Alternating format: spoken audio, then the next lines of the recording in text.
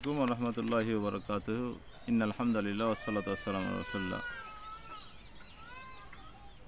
আমরা আলোচনা করছি সিয়াম পালনকারীর প্রতিদান কোনো সংখ্যা দ্বারা সীমিত করা যাবে না। আল্লাহ রাসূল সাল্লাল্লাহু আলাইহি ওয়াসাল্লাম এটাও করেছেন।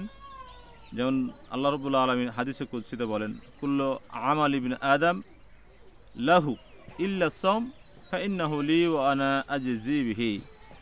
আল্লাহ বলবেন যে প্রত্যেকটি আমল বান্দা তার নিজের জন্য করে, ফাইন্না সাওম ইল্লা সাওম, কিন্তু সাওম না, ফাইন্নাহু লি ওয়া আনা আজজি বিহি, কারণ সিয়াম আমার জন্যই পালন করে আর আমি তার প্রতিদান দিব। আর সিয়াম হলো কি একটা ঢাল স্বরূপ। আর তোমরা যখন সিয়াম পালন করবে, অন্যায় অশ্লীল বেহায়াপনা কথাবার্তা ঝগড়ায় লিপ্ত হবে না। তারপরে কেউ যদি তোমাকে গালি দেয়, ফাইন সাব্বাহু আহাদুন আও কাতালাহু, তোমাকে যদি গালি দেয় কেউ অথবা তোমাকে মারতে আসে, তাহলে বলবে ভাই আমি তো ফালিয়াকুল ফাইন্নী ইমরুউন সাইমুন, আমি তো সিয়াম পালনকারী, তোমার সাথে আমি বাকবিতণ্ডায় জড়িত হব না।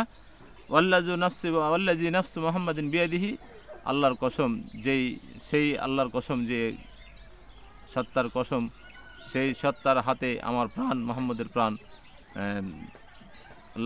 লাখুলুফু ফামিস সাইমি আতিয়াবু ইনদাল্লাহ, যে রোজাদারের মুখের গন্ধ আল্লাহ রাব্বুল আলামিনের কাছে ইয়াউমুল কিয়ামতের দিন মিন রিহিল মিস্ক আম্বারের চেয়েও কী হবে, বেশি সুঘ্রাণ পর্যন্ত হবে।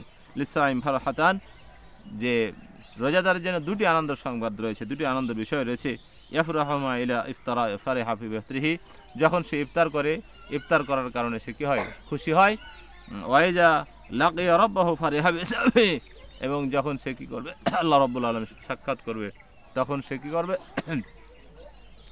সিয়াম পালন করার কারণে আল্লাহ রাব্বুল আলামিনের সাথে সাক্ষাতের যে আনন্দ, এই আনন্দের কারণে সে কী হবে, খুশি হবে। তারপরে এটা হলো বুখারীর 1904 নম্বর, মুসলিম শরীফের 1151 নম্বর হাদিস। তারপরে আল্লাহ রাসূল সাল্লাল্লাহু আলাইহি ওয়াসাল্লাম আরও বলেছেন, মুসলিম শরীফের অন্য বর্ণনা রয়েছে, কুল্লু আমালি ইবনে আদম ইউদাআফুল হাসানাতু আশরা আমসালিহা ইলা 700 দি'ফ। আদম সন্তানের